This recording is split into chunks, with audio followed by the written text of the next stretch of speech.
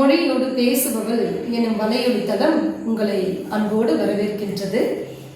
இன்றைக்கு நம்முடைய காணொளியில வேற்றுமைகள்ல ஒற்று மிகும் இடம் மிகா இடங்களை குறித்த காணொளி தாங்க.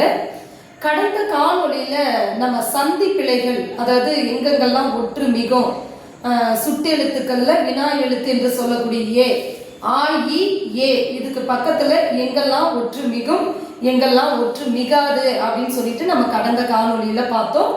இன்றைக்கு இந்த காணொளியில மொத்த வேற்றுமைகள் 8 இருக்கு. பெயரே ஐ, ஆண், பூ, இன்னது கண், விழி என்னும் ஈற்ற என்று சொல்லக்கூடிய இந்த 8 வேற்றுமைகள்ல முதல்ல 4 வேற்றுமை, பெயர் வேற்றுமை, ஐ வேற்றுமை, ஆள் வேற்றுமை, கூ வேற்றுமை, இந்த 4 வேற்றுமைக்கு பக்கத்துல எந்தெந்த இடங்கள்ல ஒற்று மிகும், எந்த இடங்கள்ல ஒற்று மிகாது என்பது குறித்து தாங்க இன்றைய காணொளி இருக்க போது. இந்த காணொளியில பார்க்கறதுக்கு முன்னாடி இதுவரைக்கும் நம்மளுடைய மொழியோடு பேசுபவள் என்ற சேனலை சப்ஸ்கிரைப் பண்ணாம இருந்தீங்கன்னா உடனே போய் சப்ஸ்கிரைப் பண்ணி வச்சுக்கோங்க. அப்பதான் நம்ம தொடர்ந்து போடக்கூடிய வீடியோ உங்களை உடனுக்குடன் வந்து சேரும். வாங்க காணொளிக்குள்ள போகலாம். வேற்றுமைகளை நான் முன்னரே குறிப்பிட்டது போல 4 வேற்றுமைகளை எடுத்திருக்க. பெயர் வேற்றுமை, 2ஆம் வேற்றுமையாகிய ஐ, 3ஆம் வேற்றுமை உருவாகிய ஆண், ஒடு, 4ஆம் வேற்றுமை உருவாகிய கூ. இந்த 4 வேற்றுமைகள் இடம்பெற்று வரக்கூடிய சொற்கள்ல எதுக்கு பக்கத்துல ஒற்று மிகும், எதுக்கு பக்கத்துல ஒற்று மிகாது, அதுதான் நான் மிகு இடங்கள் மிகா இடங்கள்னு சொல்லிட்டு உங்களுக்கு தெளிவா பிரிச்சு காட்டியிருக்கிறேன். இப்ப முதல்ல பெயர் வேற்றுமை, 1ஆம் வேற்றுமை என்று சொல்லக்கூடிய பெயர் வேற்றுமைக்கு போலாம் வாங்க. இங்க பாருங்க, பெயர் வேற்றுமைன்னா என்ன? பெயரை குறிப்பது. அப்ப அந்த பெயருக்கு பின்னாடி ஒற்றுமை மிகுமா அப்படின்னா நிச்சயம் ஒற்றுமை மிகாதுங்க. இல்ல அந்த பெயரை தொடர்ந்து ஏதாவது ஒரு சொல் வருது அப்படின்னா அந்த இடத்துல பெயர் வேற்றுமைக்கு பக்கத்துல பாருங்க ஒற்று மிகாது. இங்க முருகன் எழுதுறன்னு வைங்க, பெயருக்கு பக்கத்துல ஒற்று வராது. சரி, பெயரை தொடர்ந்து ஏதோ ஒரு சொல் வருது. இப்ப கண்ணகின்னு இருக்கு, இங்க கண்டால் இருக்கு. கண்ணகி கண்டால் இக்கு வருமா வராதா அப்படின்ற ஐயப்பாடே வேணாங்க. பெயரை தொடர்ந்து வரக்கூடியதுனால இங்க ஒற்று மிகாது, பெயர் வேற்றுமையில ஒற்று மிகாது. சரி, அடுத்து 2வது வேற்றுமை பார்க்கலாம். 2வது வேற்றுமை உருபு என்ன?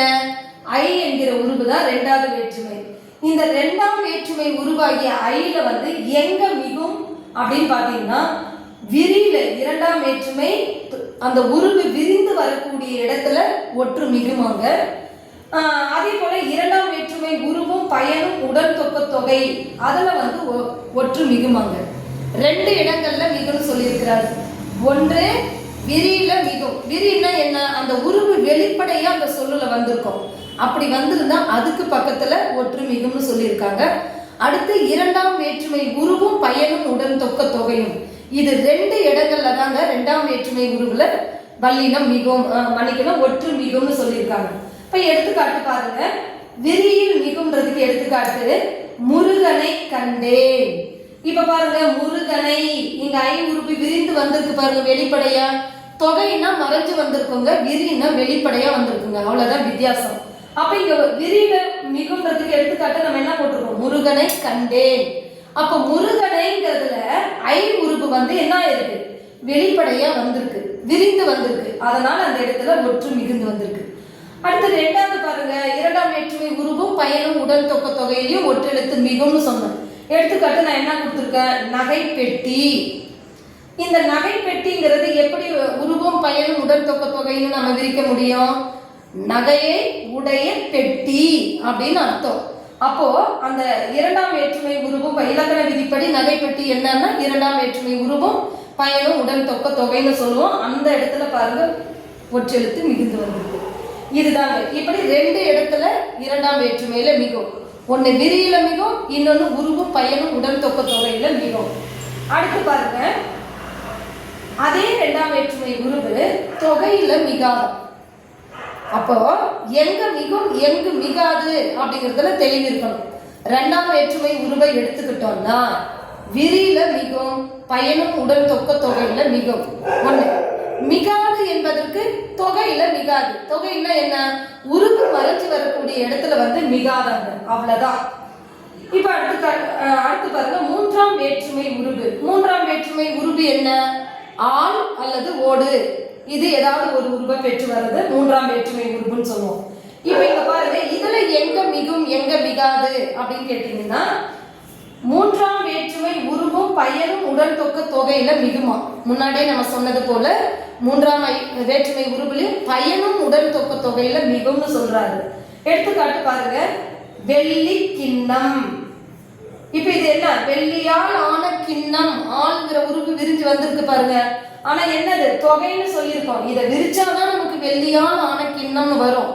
அப்ப தொகையா இருக்கும்போது தான் ஒற்று மிகும்ன்றதுனால வெள்ளி கிண்ணம். இங்க ஆள்ங்கிற உருவு பாருங்க மறைஞ்சு வந்திருக்குது. அப்ப தொகை, தொகையில மிகும்னு அர்த்தம். அதனாலதான் நான் எடுத்துக்காட்டு வெள்ளி கிண்ணம். அது ஏன் விரியும் போது வெள்ளியால் ஆன கிண்ணம்னு சொல்லுவோம், அது தொகையில வரும்போது வெள்ளி கிண்ணம்னு சொல்லுவோம். நமக்கு நூற்பாய் என்ன சொல்லுது விதி? தொகையில தான் மூன்றாம் வேற்றுமை உருவும் பயனும் உடன் தொக்கு தொகையில தான் ஒற்று மிகும்னா, அப்ப தொக்கி வந்திருக்கக்கூடியது இங்க வெள்ளி கிண்ணம். அதனால ஒற்று மிகுந்திருக்கு. சரி, அடுத்தது மிகாத இடம் எங்க? தொகையிலும் விரியிலும் மிகாதான். பயனும் உடன் தொக்க தொகைன்றது வேறு, வெறும் தொகைங்கிறது வேறு. அதை நீங்க நல்லா புரிஞ்சுக்கணும். அப்போ தொகையில மிகாதான், விரியிலையும் மிகாதான். நமக்கு வெரி ஈஸி. மூன்றாம் வேற்றுமை உருவு எங்க மிகும்னா, வேற்றுமை உருவும் பயனும் உடன் தொக்க தொகையில தான் மிகுமே தவிர தொகையிலும் மிகாது, விரியிலும் மிகாது. இப்ப எடுத்துக்காட்டு பாருங்க, வாலி தாழ்ந்தான் அப்படிங்கிறது வாலியால் தாழ்ந்தான் விரிஞ்சு வரும். அப்ப இங்க பாருங்க தொகை வந்திருக்கிறதுனால இந்த இடத்துல பாருங்க வாலி தாழ்ந்தான் இத்து வரல பாருங்க. ஏன்னா தொகை வந்திருக்குது, தொக்கி வந்திருக்குது. அப்ப தொகையில மிகாதுன்னு நம்ம சொல்லிட்டோம். வாலி தாழ்ந்தான் இயல்பாதான் வரும். அதே போல விரியிலும் மிகாதான். எப்போ? மூன்றாம் வேற்றுமை உருவ ஆளோ ஓடோ வருகின்ற பொழுது அங்கேயும் மிகாது அப்படின்னு சொல்றாங்க. எடுத்துக்காட்டு பாருங்க, ஆசிரியரோடு பேசினான். அப்போ இந்த ஓடுங்கிறது பாருங்க உருவு வெளிப்படையா வந்திருக்கு, விரிஞ்சு வந்திருக்கு. இதுக்கு பக்கத்துலயும் பாருங்க மிகல. அப்போ மூன்றாம் வேற்றுமை உருவு தொகையிலையும் மிகாது, விரியிலையும் ஒற்று மிகாது. அப்ப எங்கதான் மிகும்? உருவும் பயனும் உடன் தொக்க தொகையில மிகும். அந்த உருவும் பயனும் உடன் தொக்க தொகைன்னு எப்படி கண்டுபிடிப்ப? இதை விரிக்கும் போதுதான். வெள்ளியால் ஆன கிண்ணம் விரிந்து வருது பாருங்க, ஆள் உருவு மறைஞ்சிருக்குது, ஆன கிண்ணம்னு அதுக்கப்புறம் பயன் தந்திருக்குது. அதனாலதான் மூன்றாம் வேற்றுமை உருவும் பயனும் உடன் தொக்க தொகைன்றோம். அங்க ஒற்று மிகுந்திருக்கு. சரி, இது மூன்றாம் வேற்றுமை உருவு. அடுத்த நான்காம் வேற்றுமை உருவு பாருங்க. நான்காம் வேற்றுமை உருவு என்ன? கூ. இந்த கூங்கிறதுல எங்க மிகும் எங்க மிகாதுன்னு பாத்தீங்கன்னா, விரியில மிகுமா, தொகையில ரேரா மிகுமாங்க. ரெண்டே விஷயம் தான். விரியில மிக்கு வரும், தொகையில ரேரா மிக்கு வரும். மூன்றாம் வேற்றுமை உருவு விரியிலும் மிகாது, தொகையிலும் மிகாது, பயனும் உடன் தொக்க தொகையில தான் மிகணும். இங்க நான்காம் வேற்றுமை உருவு பாருங்க, விரியில மிக்கு வருமா, தொகையில ரேரா அருவிதான் மிகும் அப்படின்னு சொல்லியிருக்கா. எடுத்துக்காட்ட பாத்துருங்க. இப்ப பாருங்க, விரியில பாருங்க, கண்ணகிக்கு கொடுத்தான். விரியில மிகும் சொன்னான். இங்க பாருங்க எப்படி விரிஞ்சு வந்திருக்கு. கூங்குற உருவு பாருங்க வெளிப்படையா விரிவ வந்திருக்கு. அதனால இது விரி. அப்ப விரிக்கு பக்கத்துல ஒற்று மிகுந்திருக்கு. அதனால கண்ணகிக்கு. எப்ப கூங்குற உருவு வெளிப்படையா வந்துச்சு அந்த இடத்துல கட்டாயம் நீங்க ஒற்று போட்டுதான் எழுதணும். கண்ணகிக்கு கொடுத்தான், பாரிக்கு கொடுத்தான், வேள்விக்கு சென்றான். அப்ப கூக்கு பக்கத்துல கட்டாயம். ஏன்னா அந்த உருவு விரிஞ்சு வந்திருக்கிறதுனால அங்க மிகுன்றது நமக்கு விதி சொல்லுது. ரெண்டாவது, தொகையில ரொம்ப ரேரா தான் மிகுங்கிறோம், அருகிதான் மிகும். இப்ப எடுத்துக்காட்ட பாத்தீங்கன்னா கூலிப்படை அப்படின்னு இருக்கு. இந்த கூலிப்படைங்கிறது பாருங்க, இதுல உருவு மறைஞ்சிருக்கு. அதனால தொகையில அருகி மிகுன்றதுக்கு எடுத்துக்காட்டா நான் சொல்லியிருக்கேன். கூலிப்படை, கூலிக்கு படை வந்தாதான் விரி, கூலிப்படைன்னு வந்தா தொகை. தொகையில சில நேரத்துல ரேரா மிகுன்றதுனால இந்த கூலிப்படை தொகையிலையும் ஒரு ஒற்று மிகுந்து வந்திருக்கு அப்படிங்கிறதுக்கு எடுத்துக்காட்டு கொடுத்துருக்க. அப்ப இந்த நான்காம் வேற்றுமை உருவுல விரியில கட்டாயம் மிகுந்தே வரும், தொகையில ரேரா மிகும். இதுதான் சரி. மிகாதுன்னு பார்க்கும்போது நான்காம் வேற்றுமை உருவுல, அதாவது தொகையில இருக்கும்போது அருகிதான் மிகணும் ஒரு இடத்துல பார்த்தோம். மிகாத இடம் பெரும்பான்மை மிகாதாங்க. எங்க தொகையில பெரும்பான்மை மிகாது. இப்படி இந்த நான்கு வேற்றுமை உருவுக்கு பக்கத்துல எங்க வல்லின எழுத்து ஒற்றெழுத்து மிகும், எங்க மிகாது. பெரும்பான்மை இந்த இக்கு, இச்சு, இத்து, இப்பு இது போன்ற அந்த காசா தாப்ப என்று சொல்லக்கூடிய 4 வல்லின எழுத்துக்கள் தான் அதிகமாக மிகும். அந்த மிகக்கூடிய இடங்கள் தனியா, மிகாத இடங்கள் தனியா நம்ம கொடுத்துருக்குறோம். ஒண்ணுமே நீங்க குழம்பிக்க வேண்டாம். பெயர் வேற்றுமையில ஒற்று மிகாதுங்க, பெரும்பான்மை மிகாது. பெயருக்கு பக்கத்துலயும் மிகாது, அதே போல அந்த பெயருக்கு பக்கத்துல ஒரு சொல் வந்தாலும் மிகாது. 2ஆம் வேற்றுமையில எங்கெங்க மிகும் இங்க கொடுத்துருக்க பாருங்க. விரியில மிகும், பயனும் உடல் தொக்க தொகையில மிகும். அதுக்கு எடுத்துக்காட்டு கொடுத்துருக்கோம். அதே போல இங்க பாத்தீங்கன்னா தொகையில மிகாது, பயனும் உடல் தொக்க தொகையில தான் மிகும், தொகையில மிகாதுன்னு சொல்லியிருக்கோம். அதே போலதான் 3ஆம் வேற்றுமை உருவம் பயனும் உடல் தொக்க தொகையில மிகும், ஆனா தொகையிலையும் விரியிலும் மிகாதுன்னு சொல்லியிருக்கோம். 4ஆவது பாத்தீங்கன்னா பூ என்கிற வேற்றுமை உருவு வருகின்ற பொழுது விரியில மிக்கு புணரும், தொகையில அருகி புணரும். மிகாத இடங்கள்ல பெரும்பான்மை மிகாது அப்படின்னு சொல்லி இருக்கிறாங்க.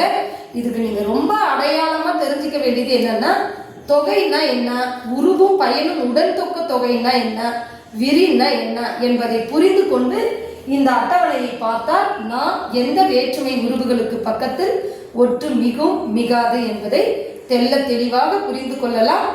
இந்த காணொளி உங்களுக்கு மிக மிக பயனுள்ளதாக இருக்கும்னு நம்புறேன்.